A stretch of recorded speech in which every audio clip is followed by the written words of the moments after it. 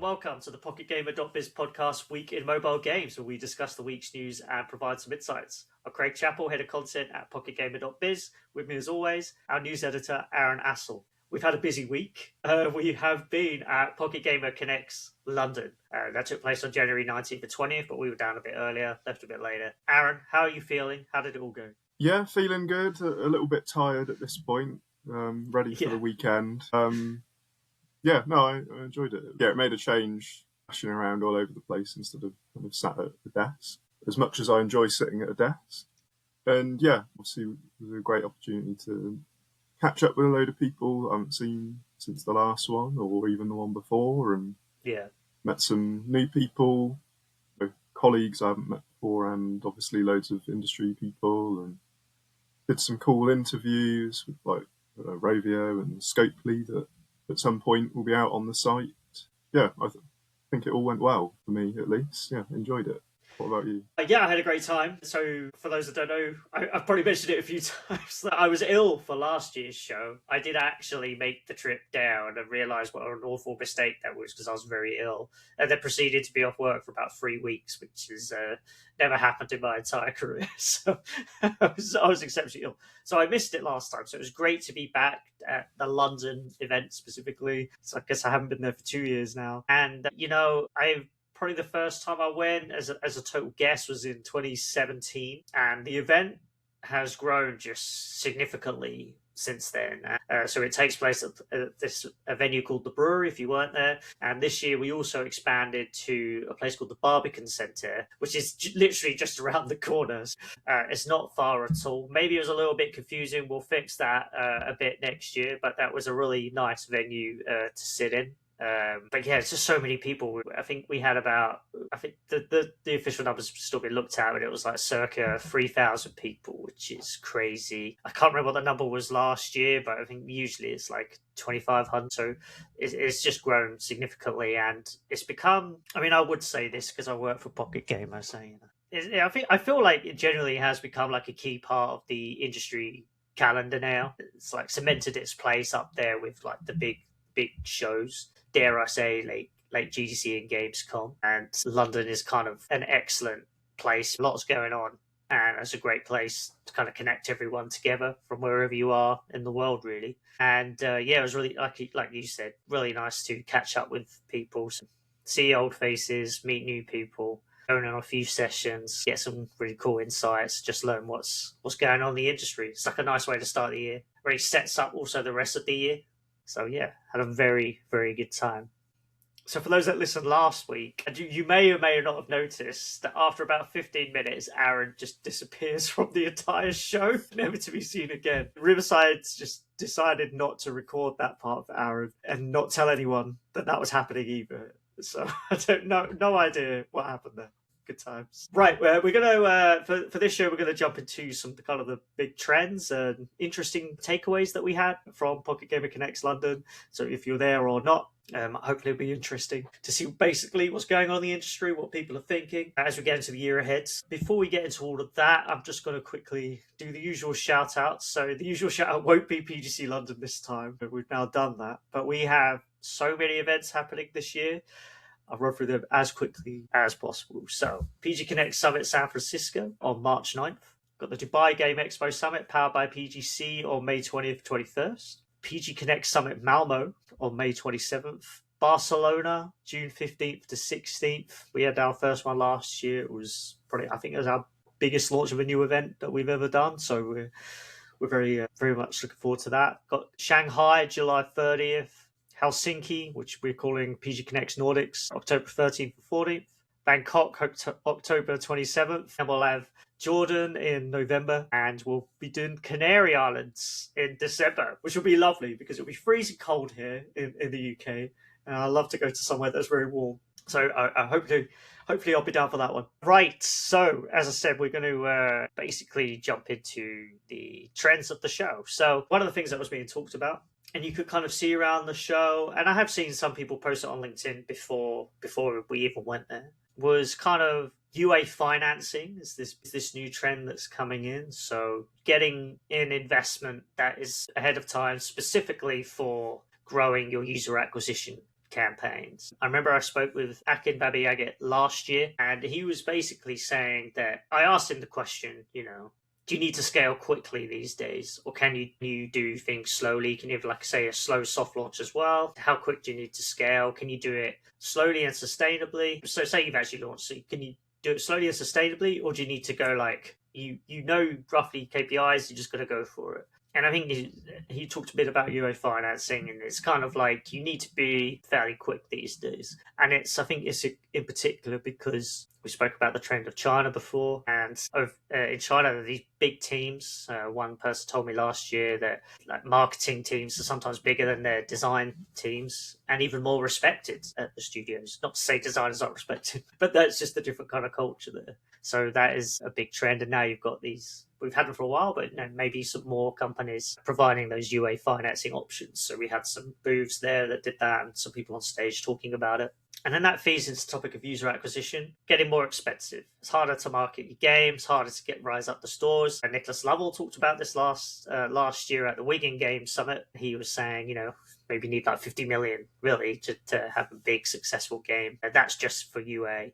And then I spoke with the Stillfront CEO, Alexis Bonte, on stage, and he was talking about, the challenges of UA and kind of how to tackle that. And maybe that's just through trying to remember what he said now. Try to get through some. The direct consumer push is actually, we'll talk about in a bit, is actually helping that. So developers can get more of their money in their own pockets rather than to Apple and Google Play. But the problem is that money is increasingly going into UA. And so he was saying, some companies could spend like 50, 60% on UA. Like it's crazy. And I think there's a bit of an undercurrent that I think people are very respectful of AppLovin and what it's been able to achieve.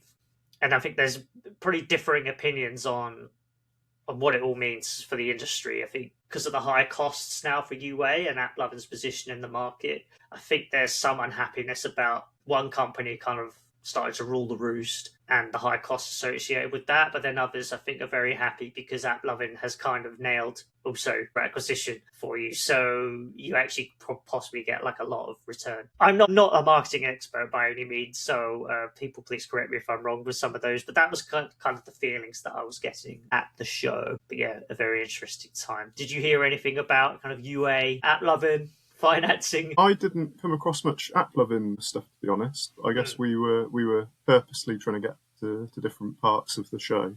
Yes. But UA generally was a big topic that everyone seemed to be talking about. We had some talks kind of dedicated to it, and in others it just came up as a thing that's kind of ever more expensive, really. I think, and we might get more into this shortly, but retargeting and that kind of thing was certainly the focus that I noticed, I guess, or the idea of rather than spending loads to try and reach new people who don't know your game yet, try and keep hold of the ones you've got or find them if they start falling off, that kind of thing. And the last thing I'll say on that is, I've been doing B2B journalism sort of on and off since 2011, but since 2016 is when I really focused solely or pretty much on mobile. I've done some before, and ever since then, that is the thing I've heard every single year is UA costs are going up. So sometimes I hear it and I'm like, right, this has kind of been going on forever, but it does seem particularly putting companies into a pinch at the moment. Right, Aaron, so you mentioned something there, but what else have you got for? What trends are you going to talk about? So I guess I'll start on a good note that there was a lot of optimism I felt this time. Just kind of good vibes, positivity. Obviously, you still had kind of the concerns about, job cuts and the AI implications and things. But I felt like last year and the year before, those were, I guess, major talking points. And there were exciting things happening at the event, but it was all kind of in the context of like, we're going through a tumultuous time and lots of people are losing their jobs. Whereas it felt, a lot more kind of like we're coming out the other side of that, and people are just excited about whatever they're working on. Those kind of concerns might have been mentioned here or there, but they weren't, I guess, the focus of a talk or, speaking to rooms full of people who've lost their jobs. It was now, I guess, a lot of either indie developers or people who are still with the big companies and utilizing the AI and stuff, and just generally, I guess, feeling good about where things are going, which was nice to see, of course. It was nice that, it's just a kind of positive energy all around, really. Yeah. So I think, it's still been tough times for a lot of people in the industry. Around the world, we're covering a lot lately. Ubisoft, for example, been doing layoffs, etc. So it's absolutely still tough for people out there. But to your point, it did feel, and I travelled to loads of events over the past couple of years, and generally a lot of the time it's been either people feeling super down, like you say, or there are times there's kind of like an undercurrent of, it's hard to describe, but people sort of trying to be optimistic, but knowing how bad it is and how tough it is, or people just not really wanting to say too much about the current state of the industry. And this was possibly the first time where I felt like you, right? It was, oh yeah, there's some good energy here. People are excited for the year ahead. I hope that continues. And I hope we don't get crushed by these waves of layoffs. Now, layoffs do ultimately happen all the time, so there will be some, but hopefully it's not like this crushing trend, and hopefully we see these startups that have been struggling to get investment, we see them to start getting some sort of funding and investment. Right, Aaron, what else have you got? Yeah, so obviously direct-to-consumer was a huge trend from the event, which I guess is unsurprising with all the Google and Apple stuff that happened last year. So in particular, I sat in on a talk by Omer Torok Alazarot. Apologies for my pronunciation, but he's from AppCharge. And he had some interesting comments. So he said quite boldly that AppCharge is DTC, DTC is AppCharge. But he also talked about kind of just more broadly how big DTC has become the industry, that it's pretty much mandatory now to utilize DTC. And he kind of went into strategy around those ecosystems a bit, obviously like web shops. He said that few studios break past the kind of 10 to 15% revenue coming from that source, but that some have got to kind of 30%.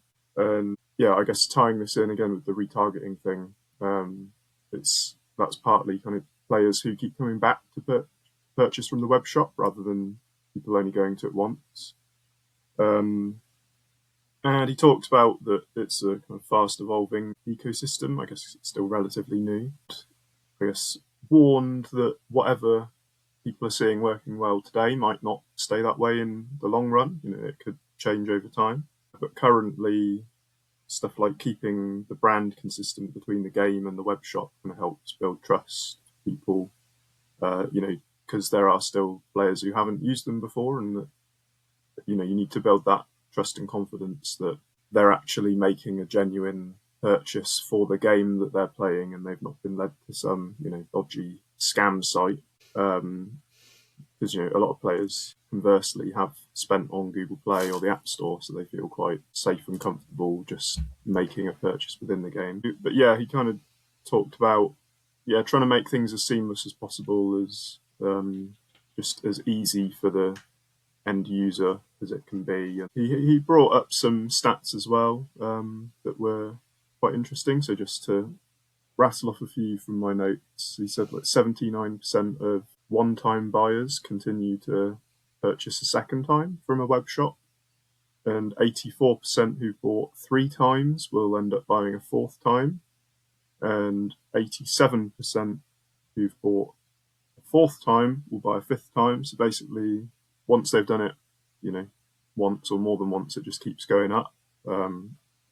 And apparently at the moment, 97% of web store revenue comes from repeat buyers, which, obviously that's a huge majority. So potentially, this is me speculating, but if and when more kind of gamers do try out web shops and get used to these being a thing, I guess they're only going to kind of grow in their revenue share as more people move to them, because evidently, clearly at the moment, it's mostly, most of the revenue is coming from people who have already got used to it and keep buying through that instead. So I thought that was quite interesting. So I joke about this all the time, and I think I probably said it 1 or 2 podcasts ago when I did the trends of the year, which is direct consumer is just the forever trend that is going on that we talk about in mobile at the moment, because it is, right, and it feeds into the other trends. So direct consumer gives you more money for UA to pay for your new overlords that are app loving now, not the apps from Google Play, but it's really exciting. I also spoke with Exola Chief Marketing and Growth Officer Berkeley. Yeah, I mean, obviously they'd be very bullish, but they just had a big rebrand. They've actually been going for 20 years, which I can't believe. Anyway, yeah, they think like the 2026 is basically the year for DTC, whereas 2025 was like the year where it kind of maybe all came together, especially from the regulatory front. And this year we're going to see another big push. I mean, my personal thought was that, I don't know, the jump in Q3 was impressive, and I think we'll see it again in Q4 of direct consumer revenue growth. But because of the new a new incoming ruling for the US for the App Store, which is that Apple will be able to take some share, is that will we later this year see a kind of leveling off of direct consumer growth, or maybe slight decline, because as platform holders take that direct consumer, take that link out revenue that they're maybe not current, or at least the App Store is not currently getting. But yeah, and the other thing that I'll say is you could really see how big direct consumer is, and how much these big companies are trying to push being the one that that developers, publishers should go to be their partner. Just looking at the show floor, when the big booths, AppCharge, Exola had like these big booths at the top floor of the venue, and then you had a bunch of other companies, I think like TEDx, FastSpring as Digital Turbine. Anyone else is kind of providing those D2C services had to be there, basically. So it was that's really fascinating to see, just looking around the conference floor. So absolutely, it maintains a big trend. We'll be talking about it probably every other show this year.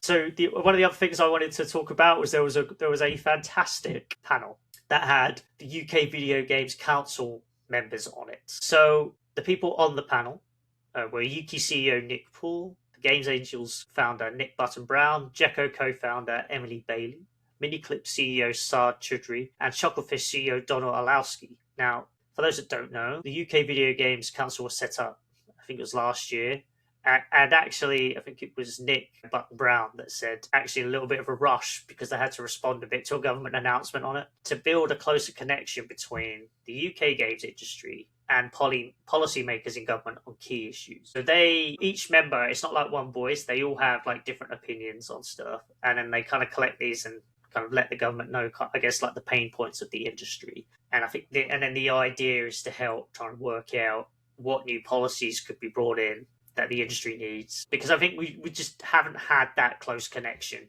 before, despite, like, I'm sure trade bodies' best efforts like Yuki and Tiger. It's just not really happened. And so you might think that this could be like a almost vanilla panel in terms of, we love the government, well, we want this, we'll do our best to get it, I'm sure.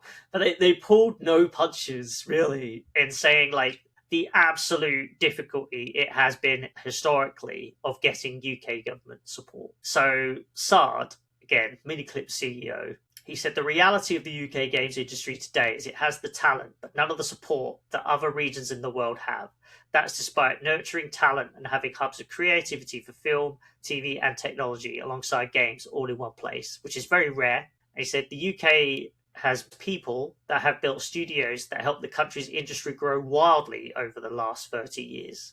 We have very famous people in the industry, right? Ian Livingstone, Peter Molyneux, a bunch of others that have really helped grow the industry. David Braben. But he said, none of us should give the government credit for that, he said. They did absolutely nothing. He used the example of Turkey, which I mentioned before, is getting all the investment right now, and they have loads of funding and tax relief options for you if you're there. They're heavily supporting that industry, even giving them cash. So it offers support for its games companies, including a cash rebate worth up to $1 million to support user acquisition funding. Like, so for example, if we ever report, that Turkish Pixel Flow raised like a few $1 million, right? We're not even counting like the free money effectively that they get elsewhere to help them grow. That few million is very important, but that's not the only thing that they get. And they also get tax incentives to grow. I have heard in the past that in Turkey, it's slightly broadening this topic now, but I've heard in the past like the tax incentives may not always be what they seem. I don't know how true that is, but people seem very happy about it in general. But I have had some criticisms about that. Anyway, so he used those examples. He said the UK could do something similar, but the government isn't even close to setting up something like that. And then he said hubs in Canada, Vietnam, Israel, and China don't just emerge without that government support. I guess we've built it in the UK without it. And our own tax incentives didn't come until, I can't remember the year. I want to say 2012, 2013, something like that. That was after Develop Magazine's B2B Games Media Magazine I used to work for, but years before, they did a famous cover, which was, will the last person to leave the UK please turn out the light? Which is based on another famous headline, because of this exodus of talent to Canada, which had amazing tax incentives. And the UK was just extraordinarily slow at competing. And now you're finding it extraordinarily slow at competing yet again. And he also started government support schemes in Portugal, Italy, and the Netherlands. So a couple of quick quotes nearly done. But Gecko co-founder Emily Bailey was kind of echoing those sentiments. And she said she wants developers to get more access to finance, but that the UK is absolutely shocking, to quote. She highlighted one country with a much smaller economy that is about to open a prototype funding scheme giving out up to $100,000 to studios. Sard, the final bit, Sard said that if he was starting a 100-person studio in gaming today, he would not do that in the UK. And he said that is a damning indictment, to quote, of where we are today in the UK. And again, remember, he's the CEO of Miniclip, one of the most successful games companies in this country. And he's been there for a very long time. He's one of the leaders of our industry. It's very sad that he would say that. But I'm glad he is giving voice to that, right? That is what is needed. And when I said earlier, you might think this is vanilla, but this is the kind of push you need. And Emily Bailey also said she wouldn't even start a 2-person development studio in this country, given the incentives that are on offer elsewhere. Nick Paul did say that what he'd heard is we don't get the same recognition in games because, as other sectors, because, people don't turn up. And during the show, we had the Minister for Trade, Chris Bryant, which was great, actually. So that is like a show of recognition for the games industry. We have this big politician at the show. But as much as he's saying, to support, etc., I had the chance to ask him a couple of questions. He completely dodged, like, when are we going to get extra government support? He just wouldn't answer it and started talking about something else, as a politician style. At least he was around shaking hands, if we had that. But his also advice was, you just got to shout. You got to shout, shout, shout. You got to lobby. So anyone that's in the UK listening to this, if you're in the games industry, you own a studio, you're working at a studio, you just got to constantly pressure your local MPs. You've got to constantly pressure government and say, look, we need this. This is a problem. Whether they listen, we don't know. But I guess if you don't raise your voice, you'll never get that. And to close out, now I'm rambling. I'm on one of my rants. And to close out, I always use this anecdote, and I don't actually know if it's true. I think it's true. But I think it would be roughly true, which is how we operate. I think it was Meta. So this is in the US. But Meta, just to show how other industries lobby, they're extremely serious about lobbying efforts to protect their businesses in the short, medium, and long term, and to kind of catch any potential legislation criticism as it happens. And that definitely does not happen. From what I've seen, that doesn't happen with games anywhere. And remember, the Digital Fairness Act in Europe, for example, maybe behind the scenes stuff was going on, but it was announced in March, right? And then by September, October, weeks, a month or two before consultation was closing, that's when we heard about Ilkka Paananen it took to come out and say, hello, everybody, this is happening. It could destroy the industry. It could destroy Europe's mobile games industry. Anyone want to talk about it? It's like, goodness me, that would never happen for Meta. It would never happen. So the industry does need to sort out its voice there. And I'm glad that something like the UK Video Games Council exists. Sorry, I ended up a bit of a rant, but that was an interesting topic. Any thoughts on that, Aaron, or you can kick off another track? Well, I think that actually leads quite nicely into another thing I was going to talk about while we're on the subject of the UK broadly there. So one of the panels that I sat in on was kind of an industry health chat. And so Us2 Games CEO Maria Cyans was one of the panelists, and she'd said, kind of counter to what you were quoting a minute ago, that the UK could be a good place for US studios that are looking to expand. She said that the UK is in a very unique place, bringing together media, tech, and creativity, of which she thinks the UK excels in each of those areas. And she talked about the country having great local talent, and noted that Yuki is growing, which she said means that's more companies being created in the UK. So she said there's definitely room to improve with certain things. That I guess, like you were saying with the Digital Fairness Act, and there's certain things where the industry needs to get better at cultivating communities and actually communicating stuff, maybe. And that there's room in the UK to improve in making more jobs for young people just out of uni. But yeah, generally her attitude was that the UK is quite a good place for game development. So it's interesting hearing those different views there. There are a bunch of people on the panel, it went through a whole range of subjects, like VC funding, and they talked about direct-to-consumer as well. So you had Jim Ying from Harder Capital, Stuart Lindsay, the CEO of Curve Games, Mihai Pohontu, the CEO of Amber Studio, and Chip Thurston, head of gaming at Farspring. So it was quite a long panel, so they went through a lot of topics. But yeah, the kind of UK, the strengths of the UK perhaps was one of them. Actually, a few of those talked about their optimism for 2026 specifically, and talked about obviously the post-pandemic crash, that the funding during the pandemic. I guess there's the delayed effect that meant companies making more games that currently players have had plenty of choice for things to play, and then maybe it's going to be scaling back a little bit now as things have kind of shrunk a little bit. But also, obviously, there's the AI side of things, which some people think is going to create new opportunities, possibly even create new genres. Was one perspective there. As I say, DTC, they talked about mid-core being well suited for it. Casual games maybe less so. But so also quite an interesting comment from Chip Thurston was, he said that perception is reality. So if publishers think there's less opportunity and investment opportunity, then there will be fewer investments because publishers aren't going to be asking for it as much. So I guess some of it's kind of the mindset of the industry, or where it thinks it's at, that kind of has that almost self-fulfilling prophecy element, which I thought was quite an interesting take on things. So hopefully, if everyone really is more optimistic, that will actually kind of, they will manifest good things as a result. I know it's more complex than that. I get that. Don't know better than me. I just don't agree with that necessarily. just how people describe the difficulties of getting funding. It's just because we know that VCs are putting in less because they're kind of going elsewhere. Yeah. And then it's just people trying to scrape together different investors to complete a funding round. It sounds very challenging. To your earlier point about, I mean, to be fair, so Sard was and some others on the panel, they were kind of having a bit of a go at the government, but they were still very saying the UK games industry is very vibrant.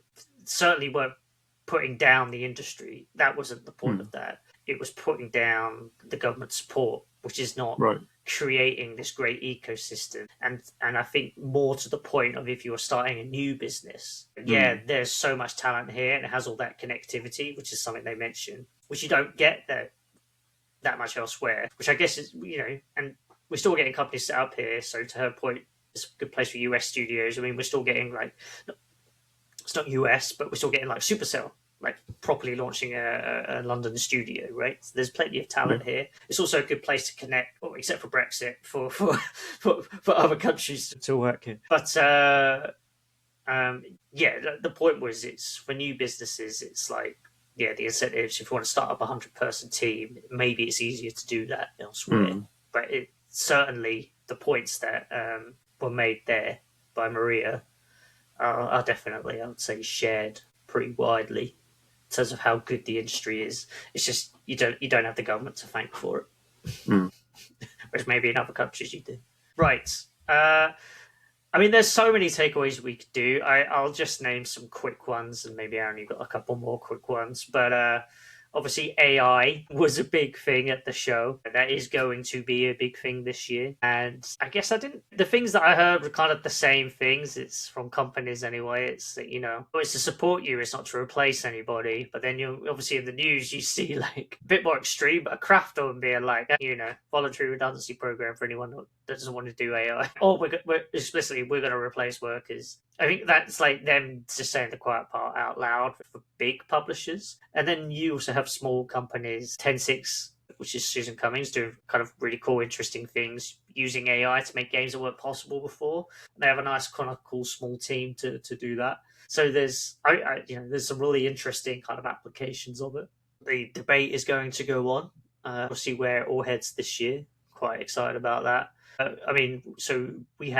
So this year we expanded, like I said, to the Barbican. We had 2 summits there. One of them was the Apps Business Summit, and then the other one was the Transmedia Summit. 2 big trends in the industry. Kind of excited, especially the Apps Business Summit. It's kind of have that there. I'll have an interview on the site soon. A video interview, hopefully, if I can sort out the sound, with Duolingo Simon Hayden talking about kind of his move from games to apps and why that's all happening. So that's pretty exciting. We had a lot of apps companies there, and then Transmedia Summit again. We even had Tom McKay, the voice actor in Kingdom Come Deliverance 2, on stage with our very own Charlie Scowen, kind of talking about actors making that move into the gaming world. I mean, I know that's kind of been a thing for a while. Claire Obscure, great game. Fantastic cast, by the way. But yeah, just talking a bit more about that, kind of people's interest in there. So yeah, we had a lot going on. Lots and lots of other things kind of happening at the show. Aaron, any more thoughts on AI or any other trends? I was going to jump quickly back to your AI comment. So firstly, you reminded me it was quite amusing, as you say, where people have said, like, AI is not going to replace jobs. I think was it 2 years ago at PGC? I think so. Like the week before, I'd just written about like Google laying off about 1,000 people and replacing them with AI, and literally a few days later was PGC London, and someone was on stage saying like AI is not going to replace any jobs. Thinking like that was literally like the last thing I wrote about. But yeah, to keep things relevant to this year, so I sat in on quite an interesting talk that was kind of a bit of a live poll, I guess you could say. So there was a speaker, it was Martin Percy, the director of AI Basics, Thrills or Chills, and he basically asked the audience in this panel a series of multiple choice questions, a bit of audience interaction, getting people to shout out whatever they thought on different things to do with AI. And so part of that stuck out that was quite amusing, that I think everyone found amusing, was, so there was a question of like, have you ever criticised someone for using AI, while developing their game? And everyone shouts, yes. And then the next question is, have you used AI in the development of your game? And everyone shouts, yes. So then he's like, so you use it and criticise other people for using it? Yes.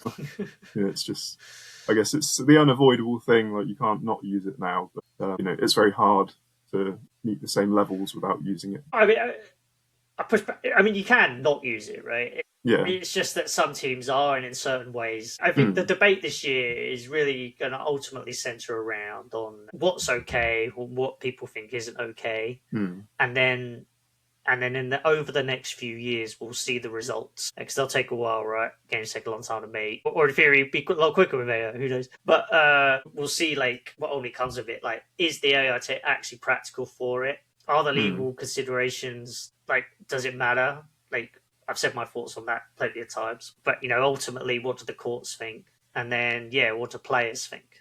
Because it's hard to know. So obviously, we hear about it being a massive thing, and obviously a lot of people are using it and increasingly, but like one of the questions was also like who thinks it's going to be as big a change as the internet, which a lot of people said yes to, versus like as big as the Industrial Revolution, which was the loudest response, seemed to be what most people thought.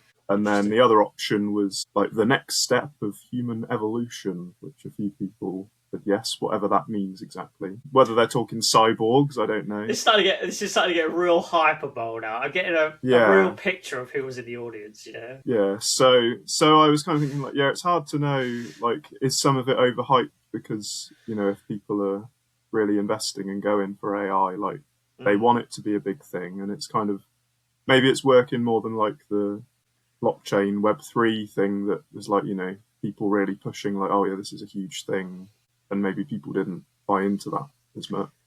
It's hard to know. I'm a bit torn on whether AI really is going to be, totally change the workforce and how everything operates, or whether that's just people that, are really pushing that idea because there's a lot of money to be made in developing AI stuff. I personally think like it is going to make a big difference, but it's just how much of a big difference.